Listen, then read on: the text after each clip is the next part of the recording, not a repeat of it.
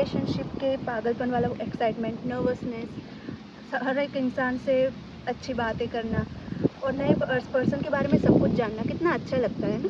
क्या आप अभी ये रिलेशनशिप के स्टेज में हो या कभी आपने ये रिलेशनशिप का स्टेज एक्सपीरियंस किया है? तो आपको पता होगा कि इस स्टेज में आपको सब अच्छा लगता है, वो पर्सन की फ्लॉज आप इग्नोर करते हो या फिर आपको दिखाई नहीं देते। कहते हैं ना, love is blind, maybe love is literally blind. You just look at everything that is good in that person और you just ignore all the red flags sometimes. और फिर कुछ महीनों के बाद आपको वो पर्सन के सारे फ्लॉज भी नज़र आने लगते हैं, उसके बारे में फाइट्स होने लगती है और फिर लगता है कि स्पार्क चला गया है रिलेशनशिप से। तो क्या सच में हनीमून फेज एंड होता है और क्या होती है उसकी biochemistry? Let's look at that today.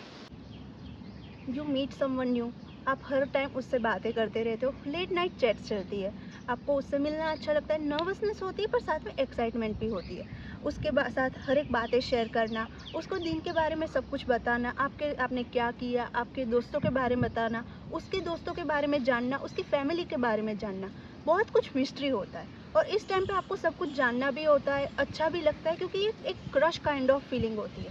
और इसे इंटेंस फीलिंग को, नर्वस फीलिंग को मोस्ट ऑफ द टाइम लोग फॉलिंग इन लव जानते हैं। हम उसको we are falling in love कहते हैं। तो ये होता है हमारा अट्रैक्शन फेज। अगर आप थोड़े महीने तक साथ में रहते हो, क्रश वाली फीलिंग धीरे धीरे कम हो जाती है, नोवेल्टी कम हो जाती है, मिस्ट्री कम हो जाती है, क्योंकि अब आपको उस बंदे के बारे में या बंदी के बारे में सब कुछ पता है। आपको उसका रूटीन पता है, आपको उसके दोस्तों के बारे में पता है, उसका चाइल्डहुड तक पता है, ट्रॉमा भी पता है, सब पता है। तो फिर बातें धीरे धीरे रिपीटेटिव होने लगती है और साथ में फिर आता है कि आप उस बंदे को अपने सर आंखों पर नहीं बिठाते, आप उसके फ्लॉज जो होते हैं वो आप पॉइंट आउट करना स्टार्ट करते हैं और उसकी वजह से काफ़ी टाइम फाइट्स भी होने लगती है। साथ में लगता है कि जो इंटेंस फीलिंग पहले थी, मिस्ट्री पहले थी, वो अब नहीं बची, उसकी वजह से लगता है कि स्पार्क कम हो गया है। और फिर यहीं पे आता है वो स्टेज जहाँ पे काफ़ी सारे रिलेशनशिप टूट जाते हैं। इसको हम कहते हैं honeymoon phase is fading away. Honeymoon phase आपका ख़त्म हो गया है, अब आप रियलिटी से अवेक हो गए हो, आपको पता है वो पर्सन कैसा है। अभी आप उसके बारे में हर टाइम सोचते नहीं हो जो अर्ली फीलिंग में सोचते थे। अभी आपको ऐसा लगने लगा है कि आप आपका काम करते हो तब उसके बारे में नहीं सोचते हो, आप अपना रूटीन जीते हो तब आप उसके बारे में नहीं सोचते हो। Just when you are with that person, you are feeling that person's presence. So that is what is gonna change when honeymoon phase starts fading away.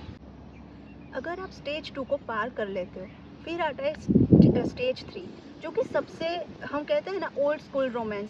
जब आप ओल्ड कपल को देखते हो, ओल्ड मैरिड कपल 20 साल, 30 साल, 40 साल से साथ में है, फिर भी उनको एक दूसरे के साथ टाइम बिताना अच्छा लगता है। वो एक दूसरे के जैसे अभी बन गए, उनकी हैबिट्स भी मैच होने लगी है, वो दिखने में भी काफ़ी हद तक सिमिलर दिखते हैं, सोलमेट्स जो हम बोलते हैं। तो ऐसे जो स्टेज आता है उसके लिए आपको स्टेज 2, जो ट्रांजिशन फेज है, वो नॉवेल्टी ख़त्म होना, उससे पास होना पड़ता है। और स्टेज 3 आने के बाद रिलेशनशिप जो होता है वो काफ़ी पीसफुल, वार्म हो जाता है। जैसे कि आप आपके बेस्ट फ्रेंड के साथ, पार्टनर भी है वो आपका बंदा या बंदी, और साथ में आपको बिना कुछ किए, बिना कुछ बोले भी साथ में वक्त बिताना अच्छा लगता है। तो ये जो स्टेज आने वाला होता है, उससे पहले जो ट्रांजिशन स्टेट होता है, अगर वो आपने पार कर लिया तो आपका जो रिलेशनशिप होता है वो बहुत ही वार्म और पीसफुल वाले रिलेशनशिप के स्टेज में आने लगता है। According to scientist Helen Fisher and her colleague, brain के जो रीजन डोपामिन के प्रोडक्शन के लिए ज़्यादा रिस्पॉन्सिबल है, जैसे कि chordate nucleus and VTA, ventral tegmental area, वो ज़्यादा एक्टिव होते हैं हमारे अर्ली स्टेज के रिलेशनशिप में। वीटीए जो है वो बाकी के ब्रेन के रीजन को एक्टिव करता है, जैसे कि एमिगडेला, फिर न्यूक्लियस एकम्बन्स और प्रीफ्रंटल कॉर्टेक्स। ये सारे रीजन है वो हमारे इमोशंस को, मोटर कंट्रोल को और अटेंशन को कंट्रोल करते हैं। तो इन्हीं की वजह से आप आपके पर्सन के ऊपर अटेंशन ग्रैब करते हो, उनका ट्राई करते हो, उन पे अटेंशन रखते हो, आपके इमोशंस इन्वॉल्व होते हैं वो पर्सन के लिए। साथ ही में आप ऐसी चीज़ें करने लगते हो जो पहले आप नहीं करते थे।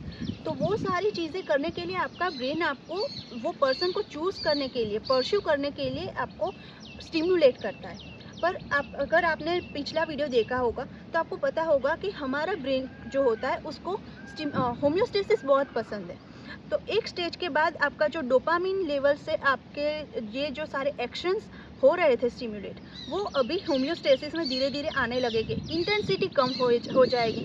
साथ ही में डोपामिन का जो स्टार्टिंग का हाई लेवल था, उसकी वजह से सेरोटोनिन में भी डिफरेंस आता है उनके लेवल्स में, और उसकी वजह से आपको इंटेंस यूफोरिया स्टार्टिंग में फील होता है। पर जैसे जैसे नोवेल्टी ख़त्म होती है, वो यूफोरिया की जो फीलिंग होती है वो भी धीरे धीरे कम होने लगती है, होम्योस्टेसिस आने लगता है, और इसी की वजह से हमें लगता है कि स्पार्क ख़त्म हो गया है, रिलेशनशिप बोरिंग हो गया है, और यहीं पे आके मोस्ट ऑफ द जो रिलेशंस होते हैं वो टूट जाते हैं। But when the dopamine leaves the scene, something else enters the scene, which is oxytocin, the so called love hormone. Oxytocin जो होता है वो अटैचमेंट रिलेटेड का हार्मोन है, और जब डोपामिन के लेवल धीरे धीरे होम्योस्टेसिस पे आने लगते हैं, तब ऑक्सीटोसिन टेक ओवर करता है अटैचमेंट बॉन्डिंग को आगे बढ़ाने के लिए। अर्ली रिलेशनशिप जो होता है वो रिवॉर्ड ओरिएंटेड या फिर गोल ओरिएंटेड होता है, जो कि हमारा डोपामिन ड्राइव करता है। पर अगर हम लॉन्ग टर्म रिलेशनशिप में देखें तो वहाँ पे रिवॉर्ड ओरिएंटेड तो होता है, पर साथ में अटैचमेंट भी सीन में आ जाता है, जो कि हमारा ऑक्सीटोसिन होता है, वो रिवॉर्ड के साथ साथ अटैचमेंट को भी प्रायोरिटी देता है। तो उसकी वजह से आपका जो रिलेशनशिप है अभी अटैचमेंट के दौर में जाने लगता है। इनके fMRI स्कैन लिए गए, जहाँ पे अर्ली रिलेशनशिप के अंदर जो हमारे रेड फ्लैग्स या फिर थ्रेट को डिटेक्ट करने वाले ब्रेन के रीजन थे, उनकी एक्टिविटी कम पाई गई। उसके सामने अगर हम उन लोगों ने देखा कि लॉन्ग टर्म रिलेशनशिप में कैसे होता है, तो वहाँ पे स्ट्राइटम और थैलेमस की एक्टिविटी बढ़ी हुई दिखी। जो स्ट्राइटम और थैलेमस है, उसके अंदर के जो रिसेप्टर्स हैं वो ऑक्सीटोसिन और वासोप्रेसिन के रिसेप्टर से भरे पड़े, तो उसकी वजह से उनकी एक्टिविटी, ये जो लॉन्ग टर्म रिलेशनशिप होता है उसमें बढ़ जाती है। उसकी वजह से आपका जो रिलेशनशिप है वो गोल ओरिएंटेड, या फिर जो गोल ओरिएंटेड रिलेशनशिप जैसे होता है वो मॉनिटरी जो आपको रिवॉर्ड मिलता है उसके लिए रीजन्स काम करते हैं, वही अर्ली रिलेशनशिप में भी काम करते हैं। पर लॉन्ग टर्म के अंदर ऐसा नहीं होता। लॉन्ग टर्म के अंदर जो भी आपके ब्रेन के रीजन एक्टिव होते हैं, the same regions are actually active in maternal attachment. जब बच्चे और माँ के बीच में अटैचमेंट होती है तब भी यही रीजन्स काम करते हैं, और अभी भी जब आपका लॉन्ग टर्म पार्टनर के साथ आपका अटैचमेंट हो रहा है तब भी यही रीजन्स काम कर रहे होते हैं। सो आप अगर रेड फ्लैग्स को इग्नोर करते हैं अर्ली स्टेज में, so that is just your brain chemistry actually working, and maybe that is why love is literally blind. इसका सबसे बेस्ट एग्जांपल हमें इवोल्यूशनरी बायोलॉजी में मिलता है। दो साइंटिस्ट थॉमस इंसेल और लैरी यंग ने वॉल्स के ऊपर जो रिसर्च किया था, दो स्पीसीज उनकी ली थी, prairie walls and mountain walls. उन लोगों के ऊपर उन दो स्पीसीज़ के ऊपर उन्होंने रिसर्च किया। उससे उनको पता चला कि जो प्रेरी वॉल्स है वो काफ़ी मोनोगेमस है, वो एक ही पार्टनर के साथ मेट करते हैं और पूरी लाइफ टाइम उसी के साथ रहते हैं, उसके साथ अपने बच्चों को पालते हैं।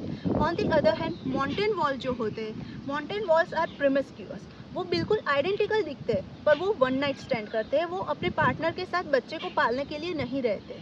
तो जब उन दोनों स्पीसीज़ के ब्रेन स्कैन किए गए तो पता चला प्रेरी वॉल्स जो होते हैं उनकी ब्रेन के रिवॉर्ड बेस्ड जो एरिया है, सेंटर्स है, वहाँ पे ऑक्सीटोसिन और वैसोप्रेसिन के रिसेप्टर्स है, उनकी नंबर्स माउंटेन वॉल से ज़्यादा होते हैं। तो उनके जो दो स्पीसीज़ के लॉयल्टी होती है, इस केस में रिसेप्टर से वो डिसाइड हो रहे हैं। एक स्टेज के बाद हमारे ब्रेन में भी यही होता है। हमारे ब्रेन के जो डोपामिन रिलेटेड के रिवॉर्ड सिस्टम थी वो डोमिनेट पहले कर रही थी, अभी उसके साथ साथ ऑक्सीटोसिन, वैसोप्रेसिन और सेरोटोनिन भी साथ में काम करने लगते हैं, जिसकी वजह से जो रिलेशनशिप है वो काम, वार्म और पीसफुल लगने लगता है। और यहीं पे हमारी सबसे बड़ी गलती होती है कि हम पीस को बोर्डम समझने लगते हैं, और यहीं पे काफ़ी सारी चीटिंग्स और बाकी सारे जो रिलेशनशिप टूटने के केसेस होते हैं यही इसी स्टेज पर होते हैं। तो हमारे केस में जो लॉयल्टी होती है वो काफ़ी कॉम्प्लेक्स होती है। It is not just decided by genes, but it is also decided by life experiences and environment, what you make as a choice after that boredom stage hits. So relationship में spark ख़त्म हो जाना, mystery ख़त्म हो जाना कोई बुरी बात नहीं है।